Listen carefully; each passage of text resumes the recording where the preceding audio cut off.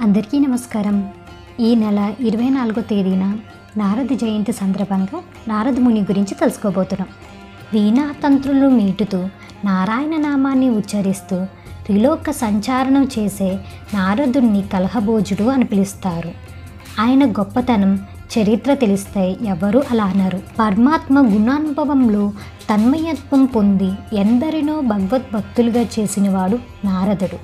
వాల్మీకి, వ్యాసుడు, శుకుడు, ప్రహ్లాదుడు, ధ్రువుడు లాంటి మహాపురుషులను మహాభక్తులుగా మలిచినవాడు నారదుడే. వ్యాసుడు భాగవత రచన చేయటానికి తన కథ చెప్పి ప్రేరణ కల్పించినవాడు. నేడు ఇంతటి వాడిని ఎలా కాగలిగానంటే గత జన్మలో సన్యాసులు నాకు ఉపదేశించిన జ్ఞానమే. కాబట్టి నువ్వు భగవద్భక్తుల సమాహారమైన భాగవతాన్ని చెప్పగలిగితే విన్నవారు కూడా నాలాగే ఉత్తర జన్మలో మహాజ్ఞానులు భక్తులు కాగలరు.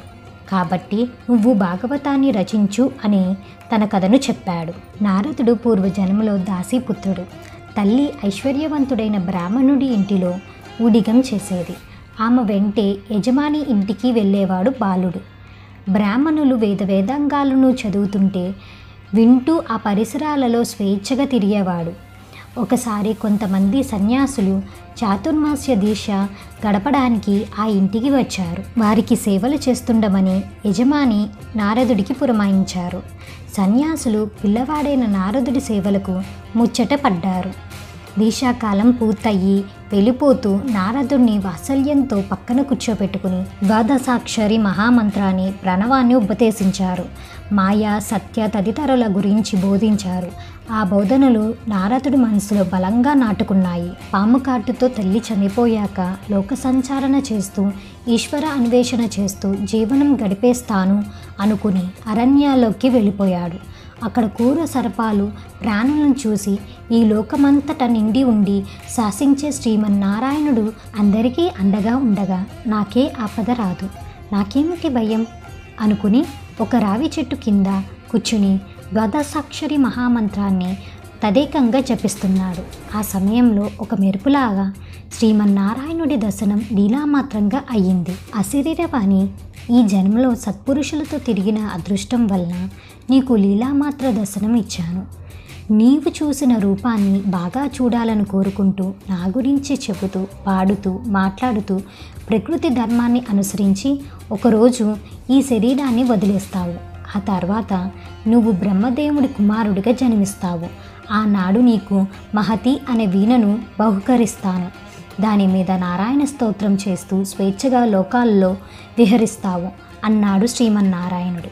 ఆయన చెప్పినట్లుగానే కల్పాంతం తర్వాత తన కుమారుడిగా నారదుడిని సృష్టించాడు బ్రహ్మ. మహతి అనే వీణను ఇచ్చాడు.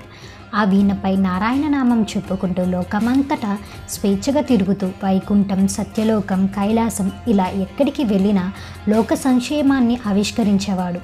భగవంతుడి శక్తి గురించి మాట్లాడేవాడు. దేవతలు, రాక్షసులు అనే తేడా లేకుండా అందరికీ ఉపదేశాలు చేసేవాడు.